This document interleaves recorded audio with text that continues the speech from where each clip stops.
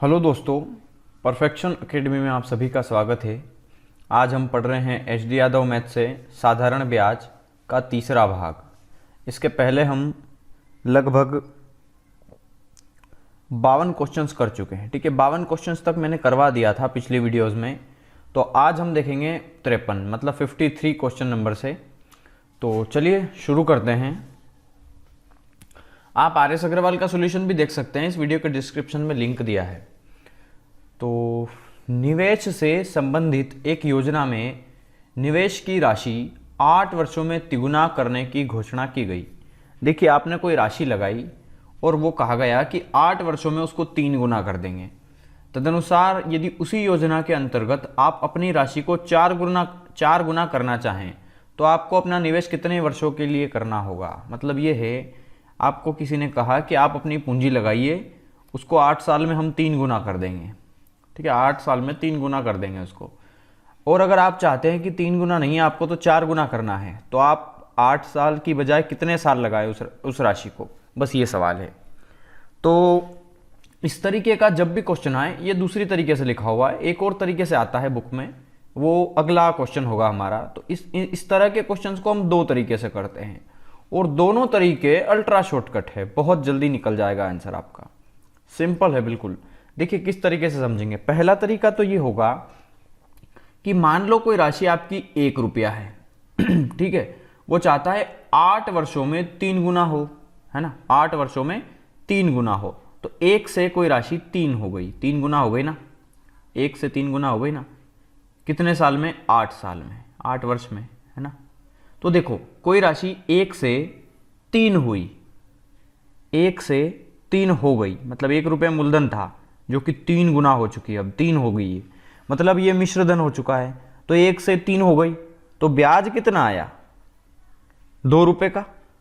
ठीक है, 1 से कोई राशि 3 हो गई, मतलब इसका जो है वो ब्याज कितने रुपए का आया है? 3 रुपये का, 2 रुपये का आया है ब्याज। मतलब 2 रुपये का ब्याज आया है टोटल 8 वर्ष में।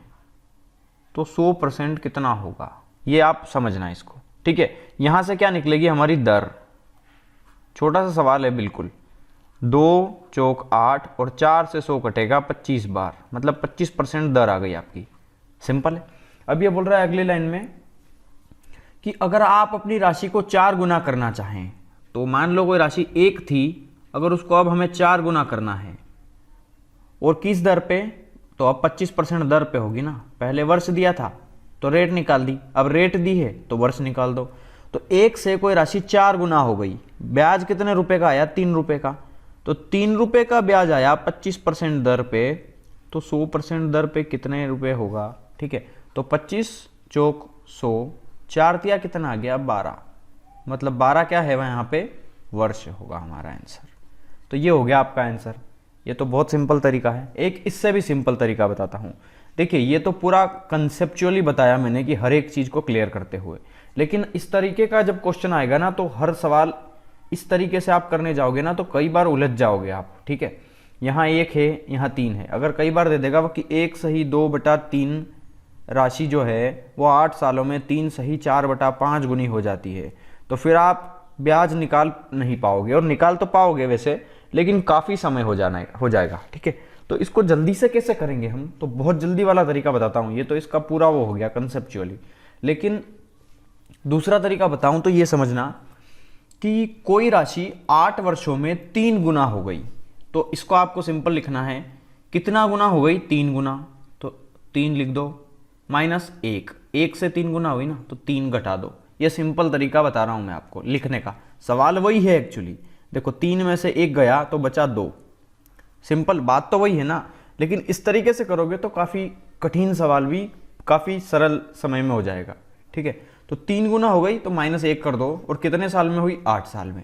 इसी प्रकार वो बोल रहा है कि अपनी राशि को 4 गुना करना चाहे वो, तो 4 गुना करेगा 1 से, तो 4 - 1 कर दो, कितने साल में होगा ये? 4 - 1, 4 गुनी कब होगी? तो मान लो 1 वर्ष में। सिंपल है ना।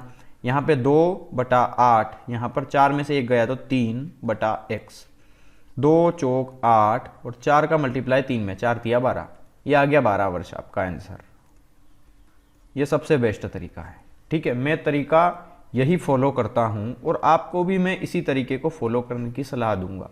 ठीक है, ये तरीका आपको कॉन्सेप्चुअली आना चाहिए। कई बार रेट पूछ लेगा, दर बताइए, है ना, तो भी आप इस तरीके से कर पाएंगे, लेकिन ये आपको पता होना चाहिए इस तरीके से। कुछ सवाल तो इससे काफ़ी जल्दी होंगे और कुछ सवाल इससे, लेकिन ये दोनों तरीके आपको आना चाहिए। चलिए अगला सवाल देखते हैं। कोई धनराशि 12% वार्षिक ब्याज की दर से कितने वर्ष में दुगनी होगी? अब देखिए यहाँ पे ये वाला तरीका और ये वाला तरीका, इन दोनों में फ़र्क ये है कि यहाँ पर जब दो दे दे कि 8 साल में 3 गुनी हो रही है तो 4 गुनी कितने साल में होगी। दो कंडीशन दी थी, एक ये वाली और एक ये वाली, तो दो कंडीशन देगा तो ये तरीका फॉलो करना है, और जब एक कंडीशन दे सिंगल तो ये वाला तरीका। जैसे कि देखिए, कोई धनराशि 12% की दर से कितने साल में दुगनी होगी? तो मान लो कोई राशि 1 थी, वो दुगनी कब होगी?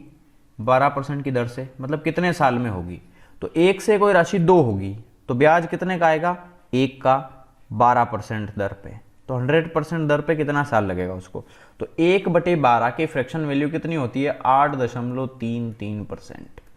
ये हो गया आपका आंसर। लेकिन यहाँ पर ऑलरेडी रेट दी है, हमें क्या पूछा है? वर्ष, तो सॉरी ये परसेंटेज लिख दिया, ये वर्ष आएगा।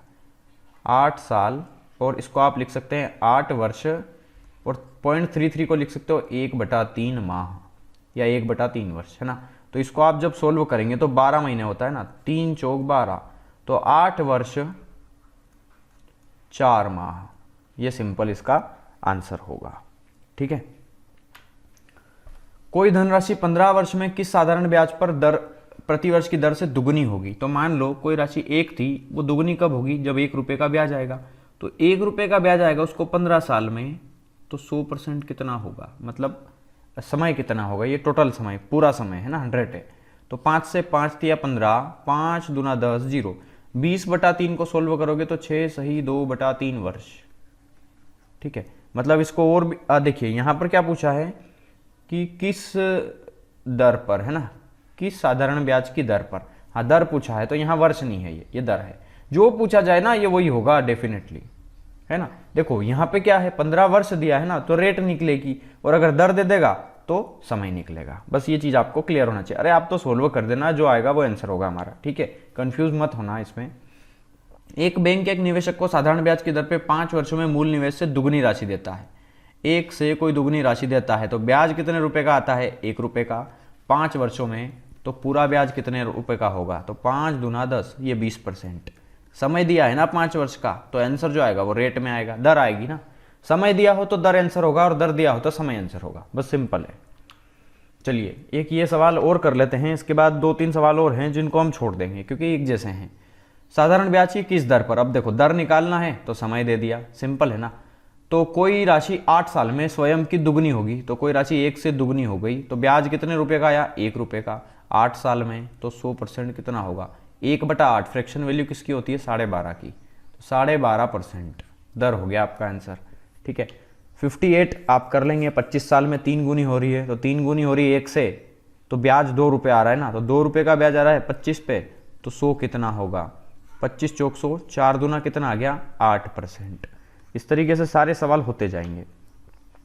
25% की दर से 3 गुना हो रहा है, तो 2 रुपये का ब्याज आया 25% पे, तो 100% कितना होगा? सिंपल है ना, 25 चौक 100, 4 दूना 8, ये भी 8%। अच्छा, वर्ष पूछा है ना यहाँ पे, तो वर्ष होगा। यहाँ देखना, कोई धनराशि 10 वर्ष में अपने की दुगनी हो गई, तो वह अपने की 3 गुनी कितने साल में होगी? तो देखो 10 वर्ष में वो दुगनी हो गई, तो कोई 1 से दुगनी हुई, तो ये ऐसे लिख लो, दुगनी हुई तो -1 घटा दो उसमें से। और ये बोल रहा है तिगुनी कितने साल में होगी, तो पता नहीं कितने साल में वो तिगुनी होगी, तो 3 - 1 करना है बस, जो जितने गुना हो उसमें से, सिंपल है ना। तो ये हो गया 1/10, यहाँ हो गया 2/x, तो 10 दूना कितना आ गया? 20। ये हो गया आपका आंसर 20 वर्ष में। सिंपल तरीका है। निश्चित साधारण ब्याज की दर से 7 वर्ष में दुगनी होती है, तो दुगनी होगी तो 2 - 1, और कितने? 7 वर्ष में। ये बोल रहा है कितने वर्ष में 5 गुनी होगी, तो मान लो x वर्ष में 5 गुनी होगी, तो 5 - 1। ये हर बार लिखना है, कन्फ्यूज़न नहीं होना है, क्योंकि कई बार सवाल ऐसा देगा कि 7 वर्ष में वो 2 सही 3/5 गुनी हो जाती है, तो फिर 1 से 2/5 इतना गुना हो गया तो फिर प्रॉब्लम आ जाएगी। इसलिए में जो बता रहा हूँ सिंपल, कि इस तरीके से लिख लेंगे तो सिंपल होगा। तो 1/7 बराबर 4/x, तो 7 चौक कितना हो गया 28, और x बन जाए x बराबर कितना आ गया 28, मतलब 28 वर्ष में ये जो राशि है वो उसकी 5 गुनी होगी। चलिए ये भी सिंपल है, आप कर लेंगे। देखिए 7 वर्ष में वो दुगनी होगी तो 2 - 1, कितने साल में वो 4 गुनी होगी तो 4 - 1, 1/7 बराबर 3/x, तो 7 या कितना आ गया 21। आप देख कर ही आंसर लगा देंगे अब तो आई थिंक। ठीक है, सिंपल है ना। कोई धनराशि 20 साल में दुगनी होती है, कितने साल में 4 गुनी होगी। दुगनी हो रही है 2 - 1 20 साल में, तो 4 गुनी 4 - 1 कितने साल में होगी। सिंपल, 1/20 बराबर 3/x, 20 या 60, ये आंसर हो गया आपका। चलिए क्वेश्चन नंबर 64। अब कुछ नया पैटर्न आया है, तो क्वेश्चन नंबर 64 को मैं जरूर बताऊंगा आपको। ये बोल रहा है यदि रुपए x पर a% की दर से m वर्षों के लिए साधारण ब्याज उतना ही है जितना रुपए y पर a² % की दर से m² वर्षों के लिए, तो x अनुपात y की वैल्यू क्या होगी। ठीक है, तो यहाँ पे देखना, x रुपए पर a% की दर से m वर्षों के लिए साधारण ब्याज उतना ही होगा। तो यहाँ देखो मूलधन कितना है x रुपए का, दर कितनी है a%, तो परसेंट है तो बटे में आ जाएगा 100, और m वर्ष दिया है, तो इसका जो ब्याज है वो उतना ही होगा जितना कि y रुपए पर a² % मतलब है बटे में 100 गुना m² वर्षों के लिए होगा, है ना। सिंपल है ना। तो बस कैलकुलेट कर लो इसको। देखो 100 से 100 कैंसिल हो गया, a से a कैंसिल हो गया, m से m कैंसिल हो गया, तो ये क्या बचा x और ये बचा y, तो x/y इक्वल्स टू वहाँ पे क्या बचा a m, और बटे में कुछ नहीं है तो 1 मान लो। तो ये पूछ रहा है x अनुपात y किसके बराबर है, तो x अनुपात y बराबर होगा am अनुपात 1 के। ठीक है, तो ये हो गया आपका आंसर, सिंपल। चलिए क्वेश्चन नंबर 65 देखते हैं। एक व्यक्ति 3 भिन्न स्कीमों में 6 वर्ष, 10 वर्ष और 12 वर्ष के लिए क्रमशः 10%, 12% और 15% की दर से साधारण ब्याज का धन निवेश करता है। मतलब जो है वो इतने वर्ष के लिए इतनी दर पे कोई धन निवेश करता है, सिंपल। ठीक है, तो प्रत्येक पूरी स्कीम के पूरा होने के लिए उसे कितनी उतनी ही राशि मिलती है, उसे निवेश का अनुपात क्या है। देखिए ये इतने साल के लिए इस % पर कोई पैसा लगाता है, और इतने साल के लिए इस % पर, और इतने साल के लिए इस % पर, और जो उसको पैसा मिला है ना वो उतनी ही राशि मिलती है। प्रत्येक स्कीम में पूरा करने पर उसे उतनी ही राशि मिलती है, मतलब सेम राशि मिल रही है उसको हर जगह। जब सेम राशि हो तो उसका निवेश का अनुपात सिंपल होगा, उसका निवेश का जो अनुपात होगा वो इस तरीके से होगा, समझना। यहाँ पे देखो हर साल दर है 10%, तो 6 साल की टोटल दर कितनी हो गई 60%। ठीक है, 60% हो गई उसकी दर। यहाँ पर है 1 साल की दर 12%, तो 10 साल की दर 120%, और 1 साल की दर है 15%, तो 12 साल की दर कितनी होगी टोटल 15 और 12 180। ठीक है, 180 होगा ये, सिंपल। अब यहाँ देखना, एक्चुअली ये मूलधन का इतना % है ना, मूलधन का इतना % है हमारा ब्याज। ओके, तो ये बोल रहा है उसके निवेश का अनुपात क्या होगा, उसने कितना पैसा निवेश किया। तो मूलधन का 60% पैसा निवेश किया उसने, है ना। मूलधन का 60% पैसा निवेश किया तो 100% कितना होगा। एज इट इज़ यहाँ देखना, एक मूलधन का, मान लो मूलधन 1 है, उसका 120% निवेश किया तो 100% कितना होगा। एज इट इज़ यहाँ देखना कि मूलधन का 180% निवेश कर दिया तो उसका ओरिजिनल पैसा क्या होगा, उसका निवेश का अनुपात क्या होगा। तो देखिए यहाँ 100 से 100 कट गया, 0 से 0 कट गया। ठीक है, 6 से काट दो, 6 कम 6, 6 दूना 12, 6 तिया 18, मतलब बचा 1/1 अनुपात 1/2 अनुपात 1/3। 3 और 2 और 1, इन नीचे वाले नंबर का एलसीएम लोगे तो 6 आएगा, तो 6 का ऊपर मल्टीप्लाई कर दो तो सब जगह आ गया 6। तो ये 1 में 6 का भाग दोगे तो 6 बचा, 6 में 2 का भाग दिया तो 3 बचा, 6 में 3 का भाग दिया तो 2 बचा, मतलब 6/3/2। इस राशि में उसने अपना पैसा लगाया। यहाँ फिर आप एक और तरीके से इसको कर सकते थे, इस तरीके से देखो, ये तो मैंने परसेंटेज में कर दिया, जो कंसेप्ट जानता है वो समझ गया होगा। या फिर दूसरे तरीके से आप इसके फार्मूले पे भी वैल्यू रख सकते हो कि पहला मूलधन मान लिया ए रुपए है, तो उसका 60% पैसा लगाया तो उतनी ही राशि मिली जितने की बी वाले ने लगाया, कितने 120% पर। तीसरे वाले ने लगाया सी पर 180% पर, तो भी उसको उतनी ही राशि मिली। 100 से 100 कट गया, 60 से काट दो, 60 एकम 60, 60 दूना 120, 60 दिया 180। मतलब यहाँ बचा a बराबर 2b बराबर 3c। 3 और 2 की वैल्यू 3 और 2 का एलसीएम कितना आ गया 6, मतलब 6 से मैंने सब में डिवाइड कर दिया, सिंपल। तो a की वैल्यू कितनी आ गई 6, b की वैल्यू कितनी आ गई 3 और c की वैल्यू कितनी आ गई 2। मतलब a 6:3:2। आप इस तरीके से भी इसको सोल्व कर सकते थे। तो दोनों तरीके जो आपको ठीक लगे आप उस पर फॉलो करें। चलिए क्वेश्चन नंबर 66 देखते हैं। क्वेश्चन नंबर 66 क्या बोल रहा है कि 12,000 रुपए की राशि 2 भागों में इस प्रकार बांटा गया है कि पहले भाग का 3 वर्षों का 12%। देखो पहला भाग है कोई ए, उसका 3 वर्षों के लिए 12%, मतलब हर साल वार्षिक परसेंट। देखो ये दर जो है वो वार्षिक है, तो 1 साल की दर 12%, तो 3 साल की दर 12 या 36%। ठीक है, 36% ये भाग। और दूसरे भाग मतलब बी का 4 सही 1/2, 4.5 है ना ये, 4.5%, 4.5 वर्षों का 16%, तो 16 का मल्टीप्लाई कर लो 4.5 में, और 4.5 को क्या लिख सकते हैं 4 दूना 8 और 1 9/2 इस परसेंट। और परसेंट है तो बटे में दोनों के 100 आएगा, और इस 100 से ये 100 कट जाएगा, तो 100 लिखने की जरूरत ही नहीं है। ठीक है, अब यहाँ देखना 2 से कटेगा ये 8 बार, 9 से कटेगा ये 4 बार, 4 से कटेगा ये 1 बार, 4 से कटेगा ये 2 बार। मतलब a बराबर कितना आ गया 2b। तो ये बोल रहा है कि पहले भाग और दूसरे भाग का जो परस्पर अनुपात है वो कितना है। तो यहाँ a है, उस b को ले आओ बटे में, तो यहाँ कितना बचा 2 तो था और बटे में कुछ नहीं है तो 1 मान लो। मतलब पहले भाग और दूसरे भाग का अनुपात 2:1 है। तो ये हो गया आपका आंसर। यहाँ 12,000 का कोई यूज नहीं है। ठीक है, तो इसमें कंफ्यूज ना हो। पूछा हमसे था रेशो, तो रेशो हमने निकाल दिया है। यहाँ बोल रहा है पार्थ एक निवेश पर 15% का लाभ अर्जित करता है, जबकि एक अन्य निवेश पर उसे 10% की हानि होती है। यदि उसके निवेश, ये 2 निवेश 3:5 के अनुपात में हो, तो कुल मिलाकर हानि का परसेंट बताइए। देखिए उसने 2 निवेश किया, एक किया है 3 और एक किया है 5 के अनुपात में। ठीक है 3:5 के अनुपात में उसने कोई निवेश किया है। अब यहाँ समझना उस पर 15% का लाभ हुआ, तो देखिए यहाँ समझना, अगर मैं इसको 3 ही रखूंगा और इस पर 15% का लाभ लगाऊंगा तो बड़ी प्रॉब्लम हो जाएगी, क्योंकि दशमलव में आएगा आंसर मेरा, है ना। और दशमलव कैलकुलेट करना मतलब डेसिमल में कैलकुलेट करना काफ़ी मुश्किल हो जाता है। तो आप इसको 30 और 50 मान लो, या फिर आप चाहो तो 300 और 500 मान लो, या फिर आप चाहो तो 3000 5000 मान लो, कोई भी नंबर मान लो, आंसर सेम आता है। ठीक है, मैं इजी करने के लिए इसको 300 मान लेता हूं और 500 मान लेता हूं। आप 30 और 50 से भी कर पाएंगे, लेकिन देखिए 15 या 45 फिर शायद दशमलव बने, इसलिए 300 बेटर रहेगा। जितने ज़्यादा जीरो होंगे उतना हमारा आंसर क्लियर आएगा। तो मान लिया पहला निवेश है 300 रुपये का, दूसरा निवेश है 500 रुपये का, है ना।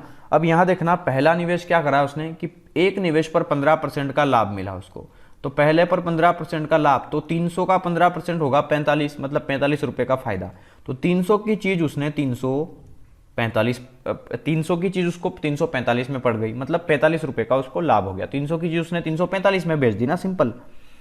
अब यहां समझना दूसरे पर उसे 10% की हानि हुई, तो दूसरे पर 10% की हानि, तो 500 का 10% होता है 50, एक जीरो छुपा दो तो 50 का नुकसान हो गया। मतलब 500 की चीज उसने 450 में ही बेची। मतलब ये दोनों उसने निवेश किया था तो उसका क्रय मूल्य था, लेकिन ये जो है उसको प्रॉफिट हो गया, मतलब सेलिंग प्राइस समझ लो इसको, है ना। तो कुल पैसा उसने कितना लगाया 300 रुपये पहली वस्तु, दूसरी वस्तु 500 रुपये की। तो 300 और 500 उसने टोटल पैसा लगाया था 800 रुपये, और उसको टोटल सेल कितने में किया, तो 4 और 3 7, देखो यहाँ जोड़ लो इसको, 5, 4 और 5 हो गया 9, 4 और 3 हो गया 7, मतलब 800 रुपये में कोई चीज़ खरीदी और 795 रुपये में बेच दी, तो 5 रुपये का नुकसान हो गया ना। लेकिन ये बोल रहा है हानि मत बताओ, हानि का परसेंट बताओ। तो 800 रुपये की चीज़ 795 में बेच दी, मतलब 5 रुपये का नुकसान हो गया उसको टोटल 800 रुपये पे, क्रय मूल्य पे होता है ना, तो 100% कितना होगा? तो 2 जीरो से 2 जीरो कैंसिल, 5/8 ये हो गया हानि परसेंट। ये हो गया आपका आंसर, या फिर इसको भी आप सोल्व कर सकते हो, पॉइंट में आ जाएगा आपका आंसर। चलिए क्वेश्चन नंबर 68 देखते हैं। क्वेश्चन नंबर 68 क्या बोल रहा है कि 1% प्रतिशत की दर से 4,000 रुपये का 3 वर्ष का साधारण ब्याज 12% की दर से 5,000 का 2 वर्ष के ब्याज के बराबर है। सिंपल है ये तो। क्या बोल रहा है कि 4,000 रुपये का 3 साल का जो 1% का जो ब्याज बनेगा वो 5,000 रुपये का 2 साल की 12% दर के बराबर है। तो इस x की वैल्यू बताना है। तो ये तो सबसे सरल सवाल हो गया। ये 3 जीरो से ये 3 जीरो कैंसिल, ये 2 जीरो से ये 2 जीरो कैंसिल। देखना यहाँ 4 3 चौक 12, इस 12 से ये 12 कैंसिल, तो x की वैल्यू कितनी आ गई? 5 दूना 10। सिंपल, x की वैल्यू कितनी आ गई? 10, मतलब 10% रेट है ना ये x, देखो दर, तो दर तो 10 निकल आई, कितनी आ गई? 10%। तो ये हो गया आपका यहाँ पर सिंपली आंसर। एक व्यक्ति के पास कुछ धनराशि है, उसने उस राशि का 20% एक वस्तु खरीदने में खर्च किया और शेष का 5% परिवहन पे। उसके बाद उसने 120 रुपये दान कर दिए, तदनुसार उसके पास 1400 रुपये शेष बचे हो, तो परिवहन पे किया जाने वाला खर्च कितना है? मान लो उसके पास 100 रुपये है ना, 100 रुपये का 20% किसी वस्तु में लगा दिया, तो बचा कितना? 80%, है ना।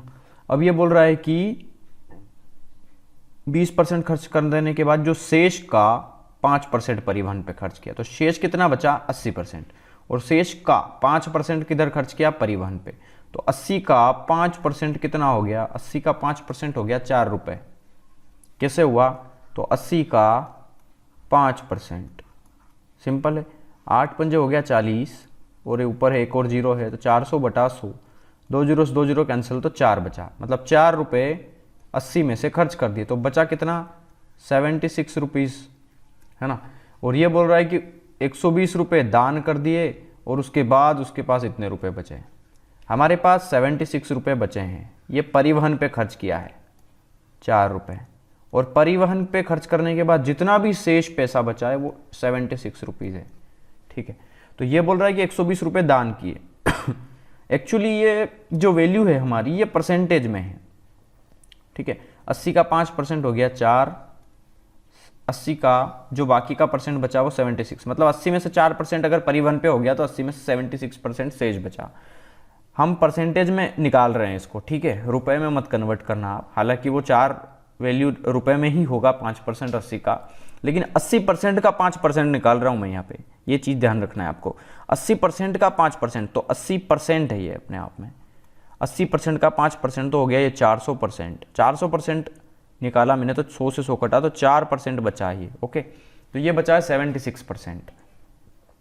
अब ये जो शेष बचा इसके अंदर क्या क्या है, तो देखो इसके अंदर जो 120 रुपये दान किए वो दान वाला पैसा भी है, और उसके बाद जो शेष पैसा बचेगा वो भी है।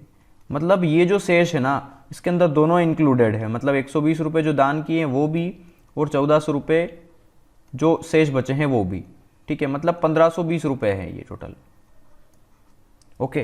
क्योंकि हमने परसेंटेज में तो दान कर दिया परिवहन पे, उसके बाद जो 76% बचा वो रख लिया, और न तो दान किया, दान अभी करना बाकी है ना इसमें से। अगर वो एक लाइन अलग से देता कि इतना % उधर दान किया तो हम 120 को हटा देते, लेकिन यहाँ तो 76% बचा है, अभी इसमें से दान करना बाकी है। तो एक काम करो ना, दान करो ही मत, इसको आप जोड़ दो इसमें। तो हमारे हिसाब से टोटल इतना पैसा बचा और वो 1400 रुपये शेष बचा है। अगर 120 रुपये दान करने के बाद, तो दान भी मत करो, तो जोड़ दो उसमें।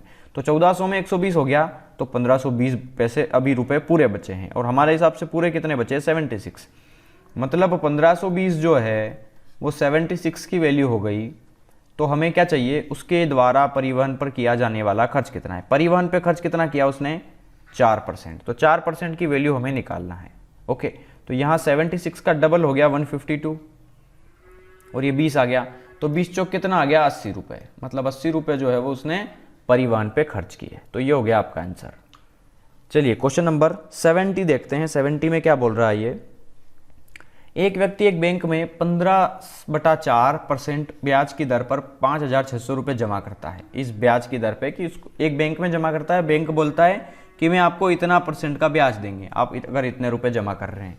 तो उसके 6 माह बाद वो 3200 रुपये तक के ब्याज के साथ रुपये निकाल लेता है बैंक से, और पुनः 6 महीनों के बाद वह अपनी शेष राशि भी वापस ले लेता है। तो यहां समझना, उसने 6 माह के लिए पैसा लगाया, ये तो पहले कंडीशन क्लियर हो गई ना। 6 माह के लिए उसने लगाए 5600 रुपये, 6 माह के लिए। 6 माह को साल में बदलने के लिए 12 से मैं डिवाइड कर देता हूँ इसमें, ठीक है। तो यहाँ पे 6 माह के लिए लगाए पैसा उसने इतना, और 15/4% रेट पे, तो 15/4 और परसेंट है तो बटे में आ जाएगा 100, इतना पैसा लगाया। ओके, तो उसका ब्याज कितना बना पहले हम वो निकाल लेते हैं। तो इसका ब्याज बनेगा, देखो ये 2 0 से 2 0 कैंसिल, 6 दूना 12, 4 दूना 8 हो गया ना ये, तो 8 सती 56, मतलब 15 सती कितना 105 रुपये। जो शुरू के 5600 रुपये लगाए पूरा जो पैसा है 5600 रुपये शुरू में जो लगाए उसने, उस पे उसको 105 रुपये का ब्याज मिला, है ना। अब ये बोल रहा है कि 6 महीने के बाद वो 3200 रुपये तब तक के ब्याज के साथ बैंक से निकाल लेता है। मतलब 5600 में से उसने 3200 रुपये निकाल लिए, है ना। तो शेष कितना बचा 2400 रुपये। 5600 में से 3200 घटाओगे तो 2400 रुपये बचेंगे ना। मतलब 2400 रुपये अभी भी लगे हुए हैं 6 महीने के बाद तक, है ना। तो 6 महीने तक 2400 रुपये लगे रहे, किस दर पे, उसी दर पे 15/4% पे। तो इसका ब्याज कितना बना, तो देखो 2 0 से ये 2 0 कैंसिल, 4 छंग 24, 15 छंग 90, 90 छंग हो जाएगा ये, देखिए यहाँ पे, अच्छा ये 6 माह के लिए लगे ना, तो बटे में आएगा 12, ठीक है। यहाँ 12 बचेगा, तो 6 दूना 12, 2 तिया 6, ये कितना हो गया 15 तिया 45, मतलब 45 रुपये यहाँ पे बचा आपका, ये ब्याज है। तो 6 महीने के शुरू का ब्याज 105 रुपये और अगले 6 महीने का ब्याज 45 रुपये। ये बोल रहा है कुल ब्याज कितना है, तो 105 और 45 कितना हो गया 150 रुपये। तो 150 रुपये आपका कुल ब्याज आ गया, ये हो गया आपका आंसर। यदि रुपये 26,000 की राशि को 3 भागों में इस प्रकार विभाजित किया गया है कि 2 वर्षों का पहले भाग का 4% दर पर साधारण ब्याज, 6% दर पर दूसरे भाग का साधारण ब्याज और 8% दर पर तीसरे भाग का साधारण ब्याज एक समान हो, तो पहला भाग किसके बराबर होगा। मतलब यहाँ पर एक चीज़ दी है कि 3 दर दी है और 3 भाग दिए हैं, लेकिन समय सेम दिया है 2 वर्षों के लिए, है ना। तो देखो पहला भाग मान लो ए जो कि 2 वर्ष के लिए दिया 4% पर, दूसरा भाग दिया है बी जो कि दिया है 2 वर्ष के लिए 6% पर, और तीसरा भाग दिया है सी जो कि दिया है 2 वर्ष के लिए 8% पर। परसेंट तो है तो बटे में सब में 100 आएगा और 100 से 100 कट जाएगा, तीनों कट जाते हैं। देखो जब 3 चीज़ बराबर हो ना तो तीनों कट जाते हैं, है ना, कंफ्यूज मत होना। यहाँ पर मैं 2 से काट रहा हूँ, देखो 2 से ये 2, ये 2, ये 2 सारे कट गए, फिर 2 से काट रहा हूँ, 2 दूना 4, 2 तिया 6, 2 चौका 8, है ना, ये सब ऊपर है वैल्यूज़। अब ये हो गया 2a = 3b = 4c। हमें a b c की वैल्यू निकालना है, तो 2 3 4 इनका एलसीएम आ गया 12, तो 12 से मैं डिवाइड कर दूंगा इनको, तो a b c की वैल्यू निकल आएगी। 4 तिया 12, 3 चौक 12, 2 छंग 12। ये 12 कहाँ से आया मैं एक चीज़ बता दूँ, मैंने 2 3 4 का एलसीएम लिया है, एलसीएम लीस्ट कॉमन मल्टीपल, उससे ये 12 आया है, ठीक है। तो 6 4 3 यहाँ पर ए बी सी की वैल्यू आ गई, और यहाँ पर टोटल पैसा है 26,000। तो इन तीनों का टोटल पैसा कितना है, 6 4 10 और 3 13। हमारे हिसाब से टोटल पैसा है 13 रुपया, वो बोल रहा है 26,000 है। तो एक किसकी वैल्यू होगी 2000 की, क्योंकि 13 से 2 बार कटेगा ना 26, 13 दूना 26। और हमें चाहिए क्या, पहला वाला भाग। पहला वाला भाग कितना है 6, मतलब हमें 6 की वैल्यू चाहिए। तो 6 दूना कितना हो गया 12,000। तो ये हो गया आपका आंसर 12,000 रुपये, ठीक है। चलिए अगला सवाल है, एक आदमी इतने रुपए का निवेश अपने 3 पुत्रों एबीसी के नाम पे करता है और इतने सालों के लिए करता है, और उन्हें बराबर राशि मिले साधारण ब्याज की दर से 5% के हिसाब से। तो एबीसी के नाम पे निवेश की गई राशियों का अनुपात क्या है। तो ये तो बहुत सरल सवाल हो गया है। देखिए क्या बोल रहा है, सिर्फ राशियों का अनुपात पूछा है। मान लो पहला भाग जो है ए है, ओके, ए ने 5% दर पे 2 साल तक लगाया, तो 5 दूना कितना 10% रेट हो गई ना। दूसरे भाग बी ने लगाया 3 साल के लिए 5% पे, तो 5 दिया कितना हो गया 15%। और तीसरे भाग सी है, उसने 4 साल के लिए कोई पैसा लगाया तो साधारण ब्याज की दर 5% थी, तो 4 पंजे कितना आ गया 20%। और बटे में 100 आएगा तीनों के, तो 100 से 100 कट जाएगा, 5 से काट दो, 5 दूना 10, 5 तिया 15, 5 चौक 20, 2 3 4, इनका एलसीएम लेंगे तो कितना आएगा 12, 12 से डिवाइड कर दो आप इनको, तो 4 तिया 12, 3 चौक 12 और 2 छंग 12। मतलब हमें निवेश की गई राशियों का अनुपात पूछा था, जो कि आ चुका है 6:4:3। तो ये हो गया आपका आंसर, सिंपल। अगर वहां पे किसी का भाग पूछता तो हम इसको अलग तरीके से सोल्व करते। यदि किसी धनराशि पर अब से 2 वर्ष बाद का 5% की दर से वास्तविक बटा ₹15 हो तो धनराशि कितनी है। देखो, ये कहने का मतलब ये है कि अब कोई धनराशि है, धनराशि पर अब से 2 साल बाद 5% की दर से जो बटा है वो ₹15 हो तो धनराशि कितनी है। कहने का मतलब ये है, यहाँ पर बटा जो है ना वो इंटरेस्ट को डिफाइन कर रहा है, ब्याज को, है ना। हालांकि बटा मतलब छूट होता है, डिस्काउंट होता है, लेकिन यहाँ समझना है ये साधारण ब्याज का सवाल है। और यहाँ पर ये चीज़ बोल रहा है कि कोई धनराशि है वो 2 साल बाद 5% की दर से इतने रुपए का बटा देती है, तो धनराशि बताओ। तो मान लो, देखो 2 तरीके से कर सकते हैं ना, ₹15 का बटा आया इसके अनुसार से, हमारे हिसाब से 2 साल के लिए 5% दर थी तब जाके इतना बटा हुआ है ये, मतलब 5% 1 साल, तो 2 साल की दर कितनी हो गई 5 दूना 10%, तो 100% कितना होगा, 0 से 0 कैंसिल, 15 धाम ₹150, ये आ गई आपकी प्रिंसिपल। तो ये हो गया आपका आंसर। या फिर आप फार्मूले के हिसाब से देखना चाहें तो ऐसे भी देख लो आप, कोई मान लो कोई धनराशि थी, मूलधन वो हमें निकालना है, तो मान लो P गुना दर है हमारी 5% और समय दिया है 2 साल और बटे में 100 आएगा, ठीक है, बराबर क्या दिया है ब्याज के रूप में यहाँ पर बटा, मतलब ₹15, है ना। तो 5 से काट दो इसको, 5 तिया 15, 2 से कटेगा 100, 50 बार, तो प्रिंसिपल कितना आ गया, ये 50 का क्रॉस मल्टीप्लाई कर दो 3 में, तो 50 तिया 150। आप इस तरीके से फार्मूले से भी कर पाएंगे। और अगर आपका कंसेप्ट परसेंटेज और लाभ हानि देखने के बाद बिल्ट हो गया है तो आप इस तरीके से इस सवाल को सीधा आंसर देख कर ही बता पाएंगे, ठीक है। तो 150 होगा आपका आंसर। एक आदमी ने ₹1,20,000 की राशि छोड़ी है जो 14 वर्ष और 12 वर्ष के उसके 2 पुत्रों के बीच इस प्रकार बांटा जाना है कि प्रत्येक के 18 वर्ष आयु होने पर उनको बराबर राशि मिले।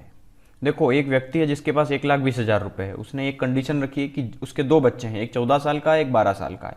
उसने ये कहा है कि जब वो 18 साल के हो जाएंगे दोनों, तो उनको बराबर राशि मिलेगी और हर साल उनको जो ब्याज मिलेगा वो 5% प्रतिवर्ष की दर से मिलेगा। तो छोटे पुत्र का हिस्सा कितना है, छोटे पुत्र का हिस्सा पूछा है।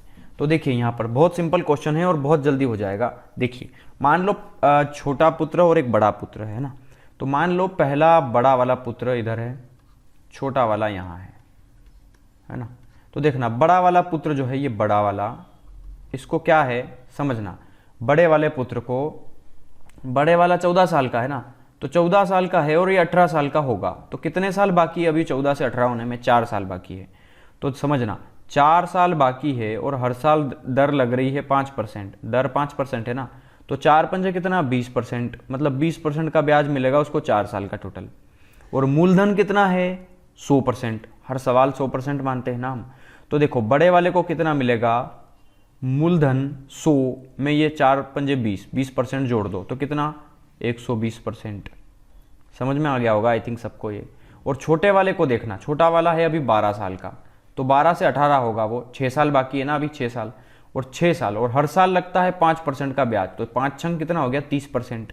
मतलब छोटे वाले को मिला है 6 साल तक टोटल 5% के हिसाब से 30%, और इस 30% का ब्याज है ना, ये ब्याज है, और इसको मिला है 20% का ब्याज। तो 20% का ब्याज इसको मिला, 30% का ब्याज इसको मिला, तो इसका मिश्रधन कितना हुआ, मिश्रधन कितना हुआ, और ये वाला अमाउंट कितना हुआ, तो इसको मिला छोटे वाले को, मतलब 130%, क्योंकि मूलधन उसमें जोड़ दिया है मैंने, तो मूलधन 100%, ब्याज 30%, मिश्रधन इतना %, ठीक है। तो और हाँ, इन दोनों को जो भी पैसा मिलेगा वो बराबर मिलेगा, तो इन दोनों को मैंने बराबर रख दिया। छोटे वाले को इतना % मिला, बड़े वाले का 120%, और छोटे वाले को 130% मिला। परसेंट दोनों साइड है तो परसेंट से परसेंट कट गया, सिंपल है। तो बड़ा बटे में आ गया छोटा, तो छोटे और बड़े की फ्रैक्शन इसको सोल्व करेंगे तो बड़ा, देखो ये छोटे को उठा करके मैंने इधर फेंक दिया और इस 120 को मैंने उधर फेंक दिया, तो 120 चला गया बटे में, सिंपल है ना। 0 से 0 कट गया, तो बड़े वाले की वैल्यू आ गई 13, छोटे वाले की वैल्यू आ गई 12। 12 और 13 इनको टोटल करेंगे तो कितना आएगा 25। ये 25 हमारा टोटल पैसा है यहाँ पे, छोटे और बड़े को मिला करके। और यहाँ टोटल अमाउंट मतलब टोटल पैसा कितना दिया है 1,20,000, तो 25 वैल्यू है 1,20,000 की। तो हमें चाहिए 1 की वैल्यू, है ना, हमें 1 की वैल्यू चाहिए ना। तो देखो 25 से, देखो इस 1,20,000 को मैं ये 2 जीरो हटा रहा हूँ पीछे से, देखो ये 2 जीरो, और यहाँ पे इसको 100 लिख सकता हूँ ना आराम से, सिंपल है। तो देखो 25 चौक 100 और 12 चौक कितना आ गया 48, मतलब 4,800 आ गया 1 की वैल्यू। मुझे किसकी चाहिए इस समय, छोटे पुत्र का हिस्सा। छोटा पुत्र कितना है 12 रुपये कमाने वाला, तो 12 की वैल्यू चाहिए। तो बस 4800 में 12 का मल्टीप्लाई करना है, सिंपल, ठीक है। तो 4800 में 12 का मल्टीप्लाई करेंगे तो ये आएगा, देखो 00, 12 × 96 की 6, 9 बचा, 12 चौक 48 और 9 कितना हो गया 57, मतलब 57,600 रुपये। ये हो गया छोटे वाले पुत्र का हिस्सा। और पूरे पैसे में से अगर ये पैसा घटा देंगे तो बड़े वाले का पैसा आ जाएगा। चलिए 75 नंबर देखते हैं, क्वेश्चन नंबर क्या बोल रहा है ये, कि राम 8% प्रतिवर्ष की साधारण ब्याज दर पर कुछ राशि उधार लेता है और रहीम 5% की दर साधारण ब्याज पर 2,000 रुपये उधार लेता है। यदि 3 वर्ष के अंत में ब्याज बराबर हो तो राम द्वारा उधार ली गई राशि बताओ। देखो सिंपल है, क्या है कि राम ने कोई पैसा लिया, तो मान लो राम ने लिया 100 रुपया 8% की दर पे, है ना, और 3 वर्ष तक बटे में कितना आ गया 100। और इधर किसने लिया 2,000 रुपये उधार लिया, इसने रहीम ने। ये राम का केस है, ये रहीम का केस है। 2,000 रुपये लिए इसने लिया 5% पर और वही 3 साल के लिए। तो इनके द्वारा जो ब्याज आया है ना वो बराबर है, तो बराबर रख दो ब्याज। तो बस सिंपल है, 100 से 100 कट गया, यहाँ देखिए 3 से 3 कट गया, तो x बराबर कितना आ गया 5 दूना 10, ये 10,000 हो गया, बटे में कितना आ गया 8, है ना। तो 10,000 को आप 8 से डिवाइड कर दें तो देखो 8 एकम 8, 2 बचा, 8 दूना 16, 4 बचा, 8 पंजे 40, 1250। मतलब राम द्वारा, राम का पेमेंट मैंने x माना था ना, तो राम की जो पूंजी है वो 1250 होगी। तो चलिए ये चैप्टर खत्म हो चुका है हमारा सिंपल इंटरेस्ट का। अगला जो चैप्टर होगा वो कंपाउंड इंटरेस्ट होगा। तो आप लोग अगर नए आए हो तो चैनल को सब्सक्राइब कर दो, ठीक है। अगर वीडियो पसंद आई हो तो लाइक कर दें और अपने दोस्तों के साथ ज़रूर शेयर कर दें। और हाँ, आप बताना चाहते हैं तो कमेंट करें ये वीडियो आपको कैसी लगी। तो thanks for watching and bye bye.